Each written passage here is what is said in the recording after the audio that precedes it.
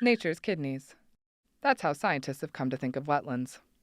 So it comes as little surprise to many that constructing wetlands along farm fields has proven to be one of the most effective ways of cleaning water from tile lines. By most estimates, Illinois is the largest contributor of nutrients to the Gulf of Mexico dead zone. More than 400 million pounds of nitrate nitrogen leave the state through the Mississippi River system each year.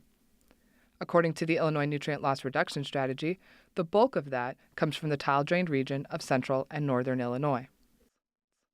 Wetlands reduce nitrogen loading through a process known as denitrification. Bacteria living in the sediment convert nitrates in tile water into dinitrogen gas, which makes up 78% of Earth's atmosphere. At the smaller wetlands, 3%, 2% of the drainage area, we can expect somewhere between 25–30% reduction. That's what we're seeing on average on an annual basis. Larger wetlands, we're seeing up to 50% and even as high as 60% reduction. So somewhere in that range, depending on the size. Under cold conditions, microbes work more slowly. So when we have either snow melt events, January and February, or even rain events in the cold winter months, there are some days what nitrate enters into the wetland simply went out. It's too cold for the microbes to do any denitrifying. But if we get rain events in May, June, and even July that produce tile flow and carries nitrate into them, then our removal rate's much, much better. And in July we'll have 90% or more of the nitrate that enters into the wetland be removed. Wetlands can be placed in edge-of-field buffer strips or areas where high levels of moisture make the land less productive. A typical constructed wetland consists of a shallow depression with a level bottom and grass-covered berms separating it from the field and river. Water-tolerant vegetation is then added or allowed to establish naturally. These systems, when you build them, all the construction materials exist on site. You don't import anything. The soils are here, you build the berms with that we're standing on. The microbes are naturally there, the denitrifiers, they do all the work of the nitrogen removal. And then the tile drains that are coming off the fields are delivering water, gravity-fed water, to the system. So it's a system that functions fairly nicely. It's all self-contained and highly sustainable. Control gates allow farmers to regulate the flow and ensure water stays in the wetland long enough for denitrification to occur. A 1-acre wetland effectively treats water from roughly 20 drainage acres and costs around $8,000 to $12,000 to install. Financial assistance is available through the U.S. Department of Agriculture.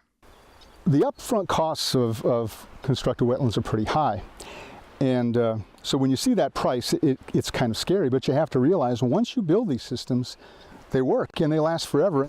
These kinds of systems, I call them a more fail-safe than some of the other technologies. That means that when you receive large rainfall events that are abnormal, large rainfall or precipitation events and modified temperatures, these systems still function.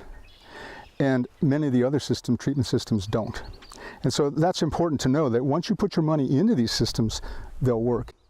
Once constructed, wetlands begin removing nitrogen almost immediately and require little maintenance. The main thing is to keep the buffer area around the wetland mowed, to try to keep some of that woody encroachment out, so keep willows and other trees from growing in. They can reduce the integrity of the berms that are around the wetland, and you don't want that to happen. You don't want your berms breaking down over time. That's the biggest maintenance issue we've seen. Other than that, the wetlands really, this area historically was wetland habitat. It was pretty marshy, so they're really just kind of restoring some of that landscape function. They fit well into the landscape, and they pretty much maintain themselves. The benefits of this nutrient management practice, though, extend beyond load reductions. Constructed wetlands can also reduce downstream flooding, recharge groundwater supplies, and provide much-needed habitat for waterfowl, frogs, and other wildlife. As you can hear in the background, there's lots of frogs, and we've seen ducks land here today, and we have an island in this this wetland right here. Then there's a goose on the island right now, sitting on her eggs. And so if you like wildlife, wetlands are really a great thing to have. There's a hesitancy about the idea of a wetland. The idea is different and new, But of the landowners we've worked with that have put in these wetlands, they end up really loving these wetlands. To learn more about constructed wetlands and available financial assistance, contact your local NRCS office. For more information on nutrient management practices, visit illinoiscbmp.org.